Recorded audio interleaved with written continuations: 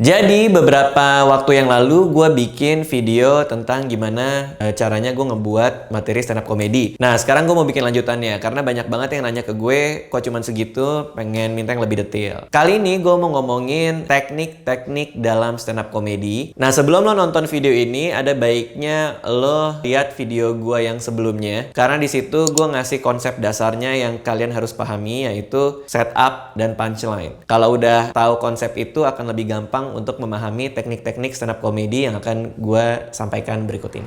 Oke, teknik stand up comedy yang pertama adalah act out. Act out itu berasal dari kata acting out, adalah ketika seorang stand up comedian mengadegankan lelucon yang sedang dia bawakan. Gue kasih contoh, ini adalah materi gue ketika kalau misalnya cowok selingkuh itu ketahuan banget dari ekspresi mukanya. Kalau cowoknya selingkuh, lo ambil lo gini. Ketahuan banget, sumpah. Nah, dari joke itu kita bisa ngelihat bahwa ketika gue cerita bahwa HP-nya diambil, muka gue langsung berubah dengan ketakutan seperti itu. Jadi, joke itu sangat bersandar, joke barusan, itu sangat tergantung sama gimana cara gue membawakan ekspresi muka seorang cowok yang ketakutan ketahuan selingkuh. Act out bisa dipakai untuk mempertebal punchline-nya. Seperti joke berikut ini. Mau ciuman juga susah. Itu kayak panjat pinang tau gak lo? Kadang-kadang badannya dilumuri oli dulu gitu, ayo bisa gak? Di kepalanya ada sepeda gitu kan. Sebenarnya tanpa di act out, punchline-nya sudah ada gitu. Secara verbal, secara omongan, udah bisa. Cuman untuk mempertebal, gue melakukan act out terhadap punchline tersebut. Kalau misalnya kalian mau melakukan sebuah act out, kalian harus total 100%. Jangan ragu. Karena gue banyak banget ngelihat stand up comedian yang mau act out, terus matanya tuh kayak nggak yakin, dan akhirnya setengah-setengah, malah jadinya nggak lucu karena nanggung. Karena dia malu, dan karena dia nggak pede. Jadi kalau emang mau act out, 100% lakuin aja. Lalu teknik berikutnya dalam stand up comedy, ini yang termasuk yang sering gue pakai juga, yaitu rule of three. Rule of three adalah sebuah keadaan di mana seorang stand up comedian menjabarkan sesuatu secara berurutan 3 kali. Yang pertama biasa aja, yang kedua biasa aja, dan yang ketiga patah atau belok, dan lucunya tuh justru di situ. Contohnya materi stand up comedy gue yang ini. Kalau cowoknya gendut, gendutku udah bangun. Kalau cowoknya kurus, ius. Kalau cowoknya udah mati almarhum, udah bangun almarhum. Kalau kalian mau bikin rule of three, ini termasuk salah satu teknik stand up yang sebenarnya cukup ketebak. Jadi jangan dipakai terlalu sering dalam satu penampilan kalian. Karena begitu kalian pakai rule of three itu berkali-kali secara terus-menerus, orang udah bisa mengantisipasi, wah ini mau dibelokin lagi nih yang ketiga kalinya. Jadi ini emang termasuk yang mungkin paling mudah untuk ditulis atau dipakai. Tapi gara-gara itu juga jangan terlalu sering dipakainya. Karena penonton lama-lama akan bisa lebih gampang nebak kalian mau belokin punchline-nya kemana. Lalu selanjutnya, teknik selanjutnya yang sering kali dipakai juga adalah double punch atau double punchline. Double punchline adalah sebuah teknik di mana seorang stand up comedian itu melakukan sebuah joke, terus setupnya udah jelas, dia udah kasih punchline di dalam joke-nya, cuman langsung ke punchline berikutnya. Ini contoh yang gua pakai di materi berikut ini. Jadi pas gue lihat, dia rambutnya pirang ke atas, nggak ada alisnya. Kayak Super Saya 3 tau gak lo?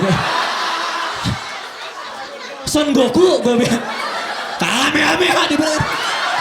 Nah, kalau ngebedah materi gue tadi, sebenarnya itu nggak hanya double punchline, tapi ada triple punchline, karena punchline-nya itu lebih dari 2. Gue bilang kalau misalnya gue pernah ketemu sama cewek yang alisnya digambar, rambutnya dicat, begitu gue nyampe ke rumahnya mau surprisein dia, belum gambar alis, rambutnya masih acak adut, gue bilang kayak Super Saya 3, terus seolah-olah gue nanya Son Goku, dan akhirnya Kamehameha. Itu semua konsep yang meliputi Super Saya 3, dan tanpa ada setup di tengah-tengah, titik tawa demi titik tawa itu bisa kita dapetin. Nah, double punchline ini termasuk teknik yang paling susah untuk ditulis. Malah terus terang yang di video barusan gue kasih lihat, itu punchline-nya baru nemu ketika lagi perform. Jadi begitu gue bilang Super Saya 3, terus penonton ketawa, gue diem bentar, terus gue mikir gimana caranya gue bisa nambahin punchline-nya, ketemu Son Goku, ketemu lagi Kamehameha. Jadi itu bahkan dipikirinnya pas lagi kejadian, karena emang agak susah untuk menulis materi yang punchline-nya itu double-double seperti tadi. Saran dari gue, coba nikmatin penampilan kalian dan ketika lagi perform, ada nggak ya kira-kira pas di atas panggung, gue bisa nambahin punchline di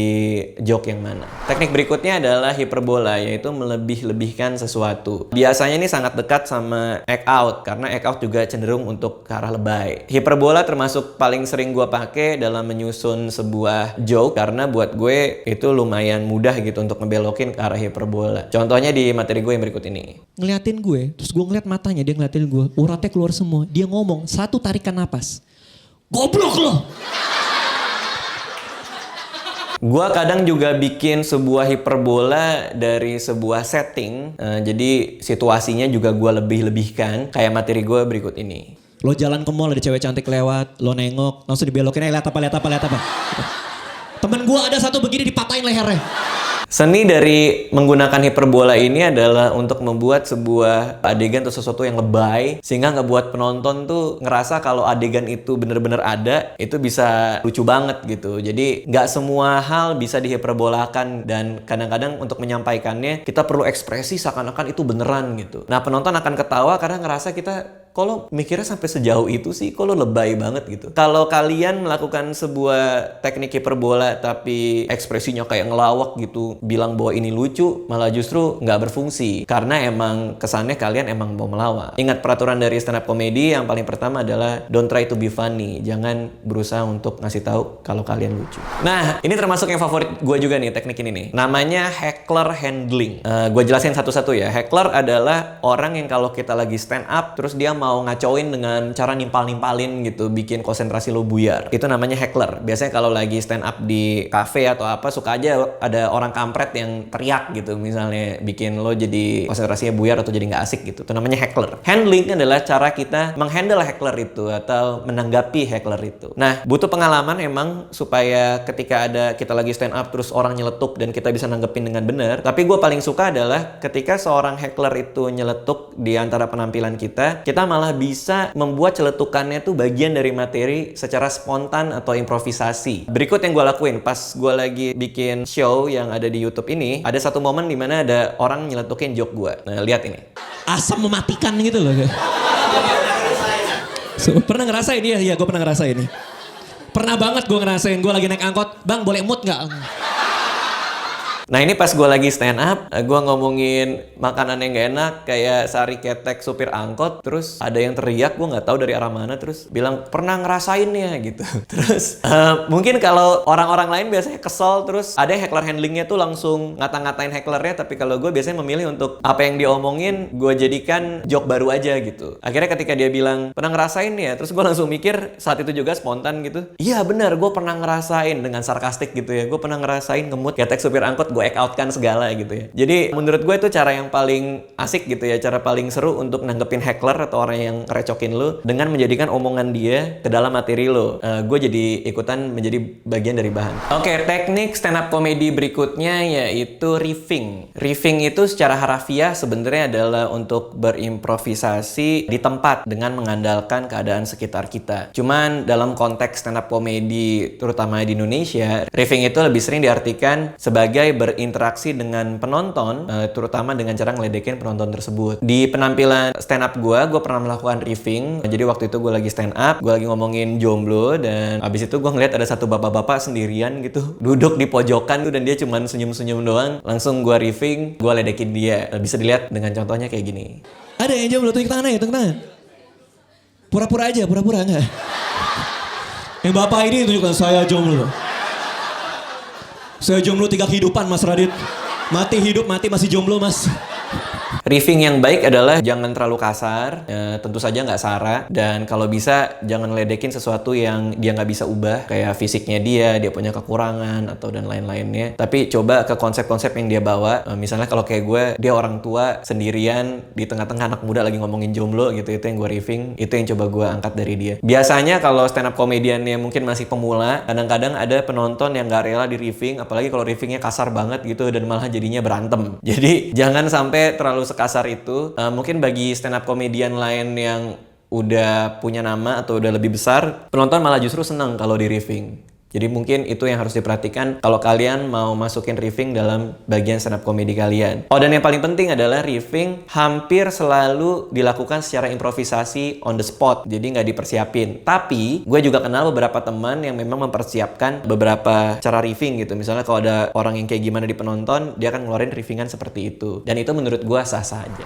Nah, ini teknik yang favorit gue juga. Namanya callback. Callback kalau dari artinya callback, memanggil kembali. Jadi teknik ini dipakai ketika seorang stand up comedian memanggil kembali punchline yang udah pernah dia keluarkan untuk setup yang beda, untuk joke yang beda. Seringkali stand up comedian yang emang udah established di Indonesia melakukan callback ini dan kadang-kadang rapi banget sampai bertumpuk-tumpuk. Contohnya kalau callback, gue pernah bikin yang kayak gini nih. Gue ikutan benci sama dia.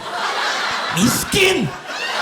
Ini bajunya pasti yang kemarin nih. Nah di sini gue nge-callback, jadi ada segerombolan teman-temannya si cewek ini namanya Sandra. Pas Sandranya nggak ada, dia bilang Sandra miskin, bla bla bla segala macam. Pas Sandranya ada, nggak taunya gue yang ngeledekin dia miskin. Jadi apa yang gue omongin di depan soal teman-teman yang ngomongin, malah gue callback, gue jadikan punchline untuk joke yang lain. Dan ini serunya stand up comedy juga, karena ketika gue mau nutup keseluruhan beat cerita soal Sandra ini, lagi asik-asik ngomong, terus gue bilang buat Sandra di rumah kalau nonton kasihan juga, tiba-tiba gue langsung kepikiran on the spot, gimana kalau gue callback lagi, gue taruh miskin di belakangnya, malah jadinya nutupnya jauh lebih bagus dari yang gue bayangin. Kayak gini. Kalau kamu nonton, miskin! Miskin lo! Kuota internet minta suami! Kalau kalian mau pakai callback, pastikan punchline yang pertama itu udah bagus. Kalau punchline yang pertama udah bagus, kalau misalnya kalian callback di joke yang lain, pasti akan lebih baik. Kalau punchline udah lemah, terus kalian callback, ya malah jadinya basi dan jadi lemah semuanya. Jadi ini penting banget untuk menulis sebuah materi yang kuat dulu. Ketika udah yakin itu kuat, baru tuh di callback. Oke, ini terakhir dari gue. Teknik stand up comedy berikutnya adalah one-liner. One-liner adalah sebuah joke yang terdiri dari 1 sampai 3 kalimat aja. Bahkan kalau yang bener-bener one-liner nih, ya cuman satu aja. Ini salah satu teknik favorit gue juga, karena ya one-liner ini cepat mengambil tawa dan termasuk yang sangat sulit untuk ditulis. Di penampilan gue pernah bikin one-liner kayak gini. Karena biasanya kalau SMA itu, di gerombolan cewek-cewek, ada satu yang ratunya. Yang lainnya babu-babu di belakang gitu. Nah, untuk menulis one-liner yang baik, kita harus bermain dengan konsep setup sama punchline yang sederhana aja, nggak usah ribet-ribet. Terus kalau bisa, pangkas kata-katanya supaya padat hanya menjadi 1 kalimat aja. Nah, itu aja dari gue, teknik-teknik stand-up komedinya. Kalian bisa coba pelajari atau praktekkan di penulisan materi stand-up komedi kalian sendiri. Gue yakin ada banyak teknik lain yang mungkin nggak kepikiran atau nggak sempat gue masukin di sini. Terus terang, yang gue ingat hanya segitu aja. Kalau kalian bertanya, apakah ketika gue nulis materi, gue udah nyiapin tekniknya ini di dalam penulisan materi gue? Jawabannya tidak, karena bagi stand up comedian yang memang udah sering stand up comedy, teknik-teknik ini emang masuk dengan sendirinya aja ketika dia lagi nyusun materi. Tapi untuk pemula, ada baiknya kalian coba, misalnya hari ini gue mau stand up, coba gue pakai one-liner semua selama 5 menit gitu, silakan aja coba. Gue mau coba act out dalam 5 menit gitu, sebanyak-banyaknya gitu ya, silakan aja coba. Ideal untuk kalian untuk mencoba berbagai macam teknik ini dan kalian masukin ke dalam penampilan kalian sendiri, sehingga kalian akan menjadi seorang stand up comedian yang paham dan bisa memakai teknik-teknik stand up comedy ini dengan begitu baik. Udah itu aja kali ya.